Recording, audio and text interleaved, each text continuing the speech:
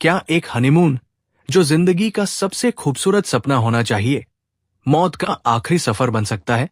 क्या वो इंसान, जिसके साथ आपने 7 जन्मों तक साथ निभाने की कस्में खाई हो, वही आपकी सांसें छीनने की वजह बन सकता है? आज हम आपको एक ऐसी ही दिल दहला देने वाली कहानी सुनाने जा रहे हैं, जहां प्यार, पैसा और धोखे ने मिलकर एक खुशहाल जिंदगी को हमेशा के लिए खत्म कर दिया। ये कहानी है राजा रघुवंशी की, जिसके हनीमून की तस्वीरें तो खूबसूरत थी, लेकिन उन तस्वीरों के पीछे एक खौफनाक साजिश छिपी थी। सवाल यह है कि आखिर वो कौन सी नफरत थी, जो शादी के पवित्र बंधन से भी ज्यादा मजबूत निकली? इंदौर की व्यस्त सड़कों पर दौड़ते ट्रकों के साम्राज्य का मालिक 29 साल का राजा रघुवंशी अपनी मेहनत और मुस्कान के लिए जाना जाता था। उसके पिता अशोक रघुवंशी और मां उमा रघुवंशी की आंखों का वो तारा था, जिसकी एक खुशी के लिए वो दुनिया की हर दौलत लुटा सकते थे। राजा की दुनिया में सब कुछ था, बस एक हमसफर की कमी थी, और वो कमी पूरी हुई 25 साल की सोनम के आने से। सोनम, एक ऐसी लड़की जिसकी खूबसूरती किसी को भी मोह ले, लेकिन उसकी खूबसूरत आंखों के पीछे एक ऐसा राज दफन था, जिससे पूरा रघुवंशी परिवार अनजान था। वो राज था राज कुशवाहा, सोनम का 3 साल पुराना प्रेमी, एक ऐसा रिश्ता जिसे वो शादी के बाद भी तोड़ने को तैयार नहीं थी। 11 मई 2025 को इंदौर के सबसे आलीशान मैरिज गार्डन में शहनाइयां गूंजी। राजा और सोनम ने अग्नि के साथ फेरे लिए, कस्में खाईं, वचन दिए। राजा का चेहरा खुशी से दमक रहा था। उसे लग रहा था मानो उसने दुनिया की सबसे बड़ी खुशी पाली हो। लेकिन सोनम के होठों पर जो मुस्कान थी, वो झूठी थी। उसके दिल में तो एक खूनी साजिश का ताना बाना बुना जा रहा था। शादी की रस्मों के बीच जब पंडित मंत्र पढ़ रहे थे, सोनम मन ही मन अपने प्रेमी राज से कह रही थी, बस कुछ दिन और फिर ये राजा, इसका पैसा, इसका कारोबार सब हमारा होगा। शादी के कुछ दिनों बाद राजा ने बड़े उत्साह से सोनम से कहा, सोनम, मैंने हमारे हनीमून के लिए मेघालय की टिकटें बुक की हैं। वहां के पहाड़, झरने, वादियां तुम्हें बहुत पसंद आएंगी। वो जगह हमारे प्यार की तरह ही खूबसूरत है। सोनम ने शर्माने का नाटक करते हुए हामी भर दी, लेकिन उसके फोन पर राज का मैसेज चमक रहा था, प्लान तैयार है, हमारे लोग तुम्हारा इंतजार कर रहे होंगे, बस मौका देखकर काम खत्म कर देना। राजा के ट्रांसपोर्ट कारोबार की करोड़ों की संपत्ति और हवाला के काले कारोबार का पैसा, इस लालच ने सोनम और राज को इतना अंधा कर दिया था कि उन्हें राजा की जिंदगी एक बाधा लगने लगी थी। उन्होंने 3 सुपारी किलर तैयार किए, विशाल चौहान उर्फ विक्की, आकाश राजपूत और आनंद कुर्मी, जिन्हें इस खूनी खेल को अंजाम देना था। राजा इस बात से बेखबर था कि जिस हनीमून को वो अपनी जिंदगी का सबसे यादगार लम्हा बनाने जा रहा है, वो असल में उसकी मौत का आखिरी सफर बनने वाला है। 20 मई को राजा और सोनम इंदौर से मेघालय के लिए रवाना हुए। हवाई जहाज जब बादलों को चीरता हुआ आगे बढ़ रहा था, राजा ने सोनम का हाथ थाम कर कहा, देखो सोनम, हम कितनी ऊंचाई पर हैं। मैं अपनी जिंदगी में तुम्हें पाकर ऐसा ही महसूस करता हूं। सोनम बस मुस्कुरा दी। उसकी नजरें तो नीचे जमीन पर अपने शिकार की तलाश में थी। शिलांग पहुंचने पर ठंडी हवा ने उनका स्वागत किया। राजा हर एक पल को अपनी आंखों में कैद कर लेना चाहता था। वो सोनम की तस्वीरें खींच रहा था, वीडियो बना रहा था, लेकिन सोनम के चेहरे पर एक अजीब सी बेचैनी थी। वो बार बार अपना फोन चेक कर रही थी। साजिश के तहत गुवाहाटी में राजा की गाड़ी के ब्रेक फेल करने की कोशिश की गई, लेकिन राजा की किस्मत अच्छी थी और वो बच गया। फिर सोहरा के एक झरने के पास उसे धक्का देने का प्लान भी नाकाम रहा। हर नाकामी के साथ सोनम का गुस्सा और बढ़ता जा रहा था। उसे लग रहा था कि राजा की किस्मत उसका साथ दे रही है। 22 मई को वे दोनों सोहरा के पास मावलख्यात गांव पहुंचे। वहां से उन्होंने नोंगरियात गांव तक का प्रसिद्ध ट्रेक किया और एक छोटे से होमस्टे में रुके। राजा प्रकृति की उस खूबसूरती में खोया हुआ था। उसे लिविंग रूट ब्रिज देखकर हैरानी हो रही थी। वो बच्चों की तरह उत्साहित था। उसने सोनम से कहा, "ये जगह कितनी शांत है। यहां कोई शोर नहीं, कोई धोखा नहीं, बस सच्चाई है।" ये शब्द सोनम के दिल में तीर की तरह चुभे, लेकिन उसने चेहरे पर कोई शिकन नहीं आने दी। 23 मई की सुबह वो दिन आ ही गया जिसे सोनम और राज ने राजा की जिंदगी का आखिरी दिन तय किया था। होमस्टे से चेकआउट करने के बाद वे दोनों स्कूटर पर वही सौडोंग फॉल्स की ओर निकले। रास्ते में 3 अजनबी लोग उन्हें मिले। ये वही थे, विक्की, आकाश और आनंद। सोनम ने आंखों ही आंखों में इशारा किया, "आज काम हो जाना चाहिए।" राजा ने उन लोगों को देखकर पूछा, "ये कौन है?" सोनम ने बहाना बनाया, "शायद टूरिस्ट है।" "हमें क्या?" झरने के पास पहुंचकर घने जंगल के बीच, जहां पानी के गिरने की तेज आवाज के अलावा और कोई शोर नहीं था, वे रुके। राजा उस खूबसूरत झरने को देखकर मंत्रमुग्ध था। वो उसके और पास जाना चाहता था। तभी विक्की ने अपने बैग से दांव निकाला, पेड़ काटने वाला एक भारी और तेज धार वाला हथियार। राजा कुछ समझ पाता इससे पहले ही आकाश और आनंद ने उसे पीछे से जकड़ लिया। राजा चीखा, "ये क्या कर रहे हो? कौन हो तुम लोग?" उसकी आंखों में खौफ और हैरानी थी। वो सोनम की तरफ देख रहा था, मदद के लिए पुकार रहा था, "सोनम, सोनम, बचाओ मुझे।" लेकिन सोनम, वो तो पत्थर की मूर्ति बनी, अपना चेहरा फेर कर खड़ी थी। विक्की ने पहला वार राजा की छाती पर किया। खून का फव्वारा छूटा और राजा की सफेद शर्ट लाल हो गई। वो दर्द से तड़पने लगा। उसकी आंखों से आंसू बह रहे थे। वो बस एक ही नाम ले रहा था, सोनम। "धोखा," सोनम ने ठंडी आवाज में कहा, "जल्दी खत्म करो इसे, कोई देख लेगा।" आखिरी वार के साथ राजा की सांसों की डोर टूट गई। उसका शरीर बेजान होकर जमीन पर गिर पड़ा। उन तीनों ने मिलकर राजा के शव को उठाया और पास की 300 फीट गहरी खाई में फेंक दिया। उन्होंने दांव को पास के पौधे की पत्तियों से पोंछा और जंगल में फेंक दिया। सोनम वहां से भागी। उसने अपना फोन बंद कर दिया। दोपहर के 1:10 पर, हत्या के ठीक बाद, उसने अपनी मां को आखिरी कॉल की और कांपती हुई आवाज में कहा, "हाँ मां, सब ठीक है, हम घूम रहे हैं।" ये एक ऐसा झूठ था जिसने एक मां से उसका बेटा और एक परिवार से उसकी खुशियां छीन ली थी। दोस्तों, कहानी का यह हिस्सा सुनकर अगर आपके भी रोंगटे खड़े हो गए हैं, तो सोचिए उस परिवार पर क्या बीती होगी जिसने अपना बेटा खो दिया। अगर आपको लगता है कि ऐसे धोखेबाजों को कड़ी से कड़ी सजा मिलनी चाहिए, तो इस वीडियो को लाइक करें और कमेंट में जस्टिस फॉर राजा जरूर लिखें। आपकी आवाज शायद उस परिवार को हिम्मत दे। चलिए अब आगे देखते हैं कि इस झूठ और धोखे का पर्दा कैसे फाश हुआ। 24 मई को शिलांग सोहरा रोड पर एक कैफे के पास राजा का स्कूटर लावारिस हालत में मिला।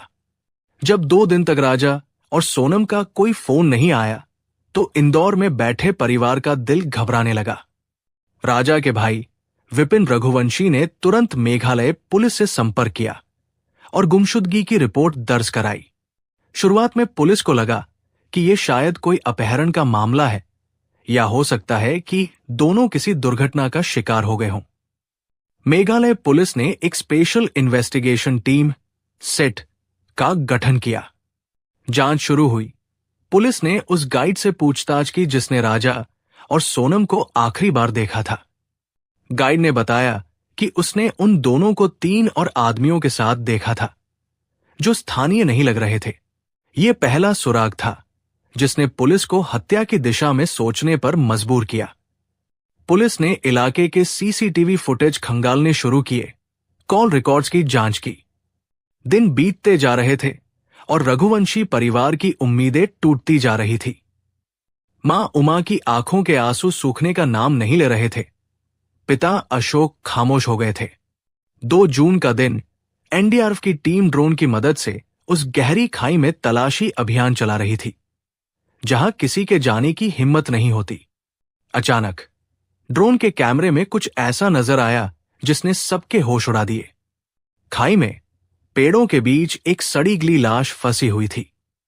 टीम ने बड़ी मुश्किल से शव को बाहर निकाला।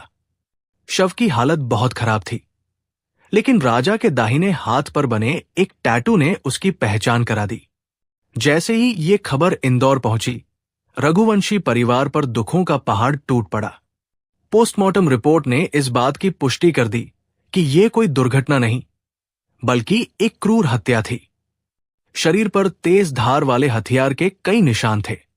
पुलिस का शक अब सीधा सोनम पर था, जो घटना के बाद से ही गायब थी।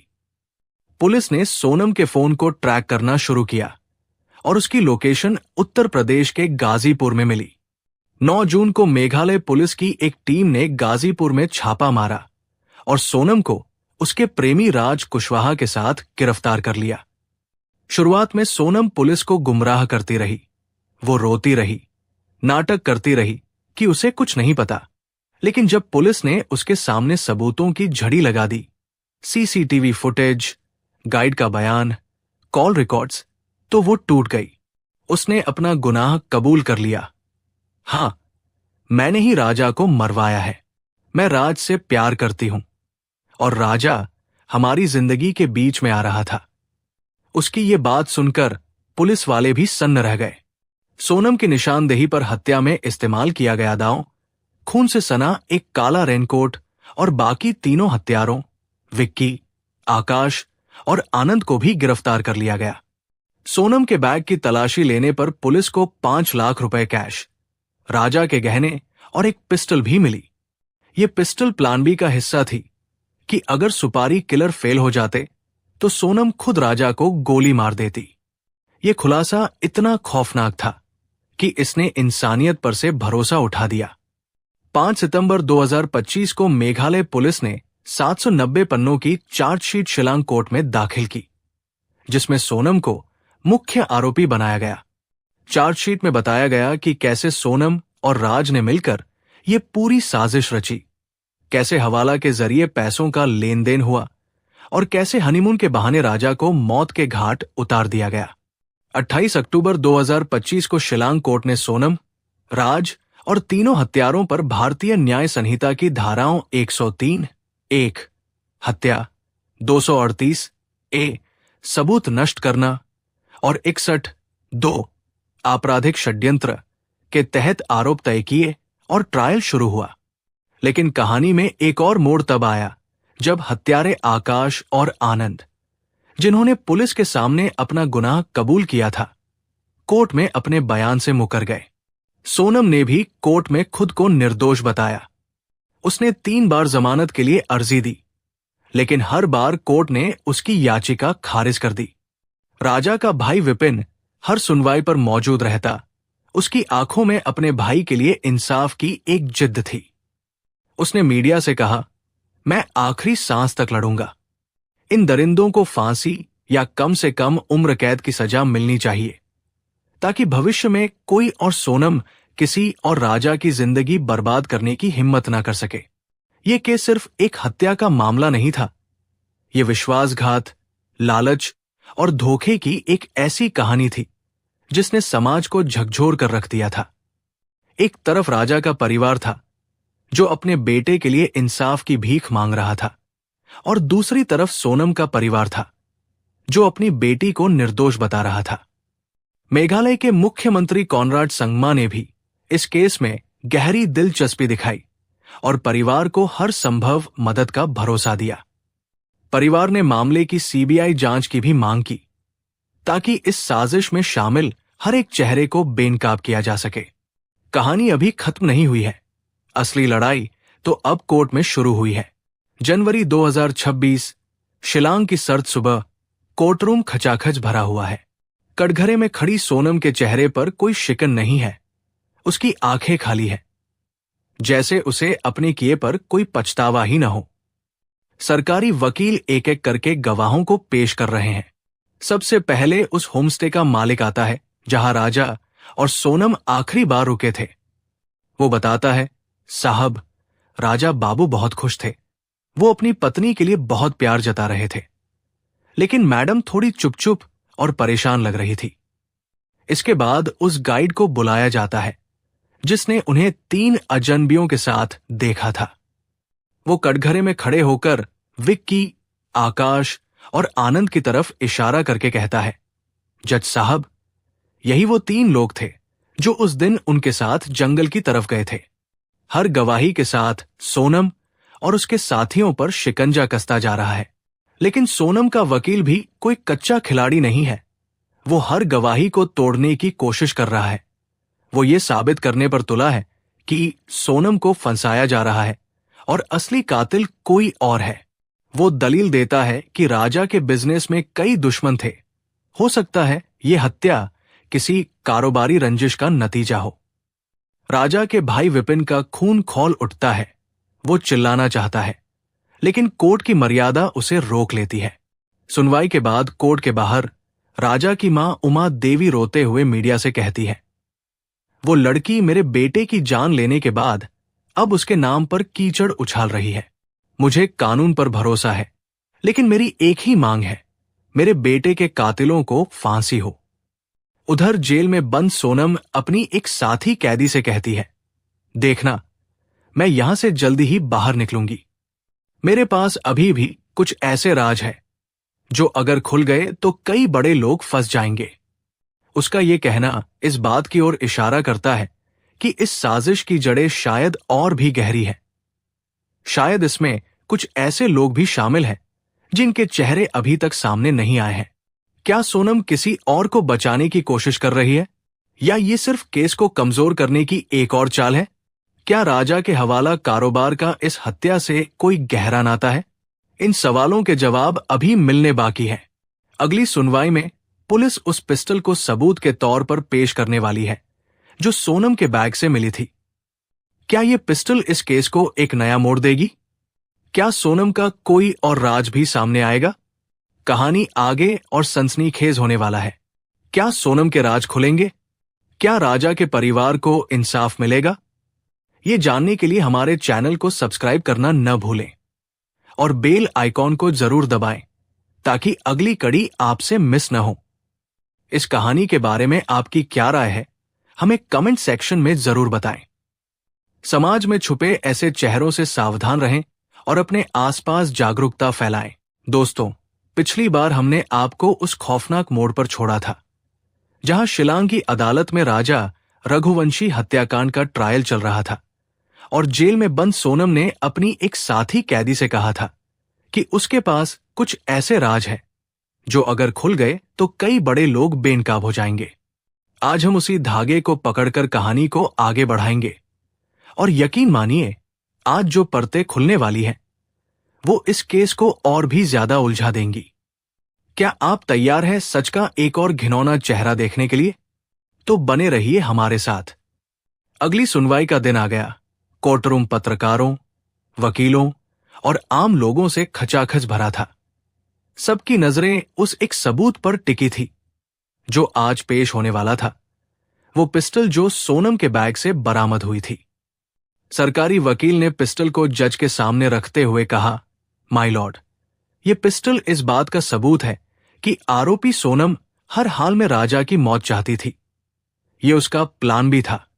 अगर सुपारी किलर नाकाम होते तो वो खुद अपने पति को गोली मार देती। ये एक सोची समझी, ठंडे दिमाग से की गई हत्या की साजिश है। कोर्ट में एक पल के लिए सन्नाटा पसर गया। राजा के भाई विपिन की आंखों में खून उतर आया। उसे लगा कि अब तो सोनम का बचना नामुमकिन है।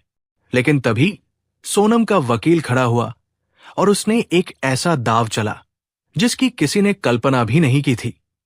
उसने जज से कहा, माय लॉर्ड, क्या अभियोजन पक्ष ने यह जानने की कोशिश की कि यह पिस्टल किसके नाम पर रजिस्टर है? सरकारी वकील थोड़ा झिझका, फिर उसने फाइल देखकर कहा, यह पिस्टल जितेंद्र रघुवंशी के नाम पर है। यह नाम सुनते ही कोर्ट में मौजूद हर शख्स चौंक गया।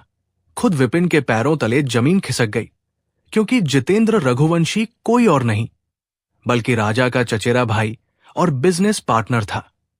सोनम के वकील ने अपनी जीत की मुस्कान के साथ कहा, माय लॉर्ड, यह हत्या प्रेम प्रसंग का नहीं बल्कि एक गहरी कारोबारी रंजिश का नतीजा है। मेरी मुवक्किल सोनम को सिर्फ एक मोहरा बनाया गया है। असली कातिल तो बाहर खुले घूम रहे हैं और उन्हीं में से एक का नाम इस पिस्टल पर लिखा है। इस एक दलील ने पूरे केस की हवा बदल दी। जो कहानी अब तक एक बेवफा पत्नी और उसके प्रेमी की लग रही थी, वो अब एक पारिवारिक और कारोबारी साजिश की तरह दिखने लगी थी। उस दिन सुनवाई के बाद रघुवंशी परिवार में भूचाल आ गया। विपिन ने घर जाकर जितेंद्र से सवाल किया, तुम्हारी पिस्टल सोनम के पास क्या कर रही थी? जितेंद्र घबरा गया। उसने कहा, भाई, मुझे नहीं पता। मेरी पिस्टल तो काफी समय पहले मेरे ऑफिस से चोरी हो गई थी। मैंने रिपोर्ट भी लिखवाई थी। लेकिन उसकी बातों में वो विश्वास नहीं था। उसकी आंखें कुछ और ही कहानी कह रही थी।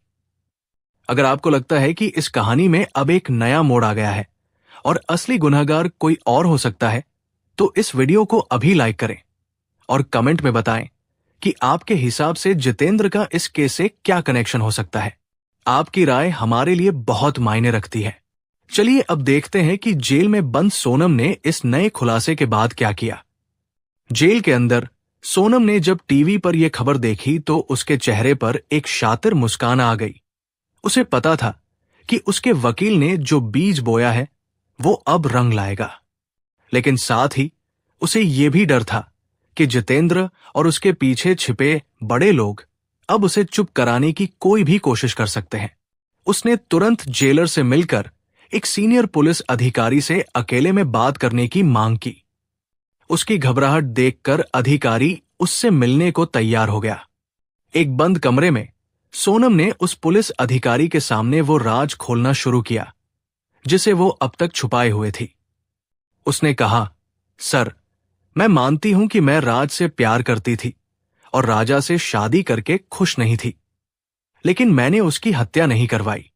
राजा और उसका चचेरा भाई जितेंद्र हवाला का एक बहुत बड़ा नेटवर्क चलाते थे। करोड़ों का काला पैसा इधर से उधर होता था। राजा इस दलदल से बाहर निकलना चाहता था। वो सब कुछ पुलिस को बताने वाला था। इसी बात का पता जितेंद्र और उसके साथियों को चल गया। उन्होंने ही राजा को रास्ते से हटाने का प्लान बनाया और मुझे धमकी दी कि अगर मैंने उनका साथ नहीं दिया तो वो मुझे और राज को भी मार देंगे। उन्होंने ही सुपारी किलर हायर किए। मुझे तो बस मौके पर मौजूद रहने के लिए मजबूर किया गया था ताकि शक सीधा मुझ पर जाए। सोनम की यह कहानी इतनी सधी हुई थी कि एक पल के लिए पुलिस अधिकारी भी सोचने पर मजबूर हो गया। क्या सोनम सच बोल रही थी? क्या वो एक मास्टरमाइंड नहीं बल्कि एक पीड़ित थी? सोनम ने आगे कहा, सर, मेरी जान को खतरा है। वो लोग मुझे जेल में भी मार सकते हैं। और उसकी ये बात सच साबित हुई। उस मुलाकात के 2 दिन बाद ही जेल के अंदर 2 महिला कैदियों ने सोनम पर हमला कर दिया। उसे बुरी तरह पीटा गया। ये एक जानलेवा हमला था, लेकिन गार्ड्स ने समय पर आकर उसे बचा लिया। यह हमला एक चेतावनी थी, एक संदेश था कि वो अपना मुंह बंद रखे। इस हमले ने पुलिस के शक को और गहरा कर दिया। उन्हें लगा कि सोनम की कहानी में कुछ तो सच्चाई जरूर है, वरना कोई उसे जेल के अंदर क्यों मारना चाहेगा। उधर कोर्ट की कार्यवाही और सोनम के आरोपों से विपिन पूरी तरह टूट चुका था। एक तरफ उसके भाई की मौत का गम था, तो दूसरी तरफ अपने ही परिवार पर लगते आरोप। उसे समझ नहीं आ रहा था कि वो किस पर यकीन करे, लेकिन उसने हार नहीं मानी। उसने फैसला किया कि वो खुद सच का पता लगाएगा। एक रात वो चुपके से राजा के उस ऑफिस में गया जिसे सील कर दिया गया था। वो अपने भाई की एक एक चीज को खंगालने लगा। फाइलें, डायरिया, कंप्यूटर। घंटों की मशक्कत के बाद उसे राजा की मेज की दराज में एक छोटी काले रंग की डायरी मिली। ये कोई आम डायरी नहीं थी। इसके पन्ने कोड, वर्ड्स और नंबरों से भरे हुए थे। विपिन ने जब उन कोड्स को समझने की कोशिश की तो उसके होश उड़ गए। उसमें कई बड़े लोगों के नाम के पहले अक्षर, तारीखें और उनके आगे करोड़ों की रकम लिखी हुई थी। कुछ तारीखें तो वही थी जब राजा बिजनेस ट्रिप के बहाने कई कई दिनों के लिए बाहर रहता था। विपिन को यह समझते देर नहीं लगी कि यह राजा के हवाला कारोबार का कच्चा चिट्ठा है। डायरी के आखिरी पन्ने पर लाल स्याही से एक नाम लिखा था और उसके आगे एक सवाल था। क्या यह सब बताना सही होगा? वो नाम ऐसा था जिसे पढ़कर विपिन के हाथ कांपने लगे। उसे अपनी आंखों पर यकीन नहीं हुआ। ये नाम न तो जितेंद्र का था और न ही किसी जाने माने कारोबारी का। ये नाम एक बहुत बड़े राजनीतिक हस्ती का था। अब विपिन के सामने एक भयानक सवाल खड़ा था। क्या उसका भाई सिर्फ एक धोखेबाज पत्नी का शिकार हुआ था, या वो एक ऐसे खतरनाक खेल का हिस्सा था जिसकी कीमत उसे अपनी जान देकर चुकानी पड़ी? और वो आखिरी नाम, क्या वही इस पूरी साजिश का असली मास्टरमाइंड था? राजा की सीक्रेट डायरी में आखिर किसका नाम लिखा था? क्या सोनम सच बोल रही है या वो अब भी सबको गुमराह कर रही है? और क्या विपिन इस राज को दुनिया के सामने ला पाएगा? इन सभी सवालों के जवाब मिलेंगे आपको हमारी अगली और आखिरी कड़ी में। इस कहानी के अंत को जानने के लिए हमारे चैनल को तुरंत सब्सक्राइब करें और इस वीडियो को ज्यादा से ज्यादा शेयर करें ताकि राजा को इंसाफ दिलाने की इस मुहिम में आप भी हमारा साथ दे सकें।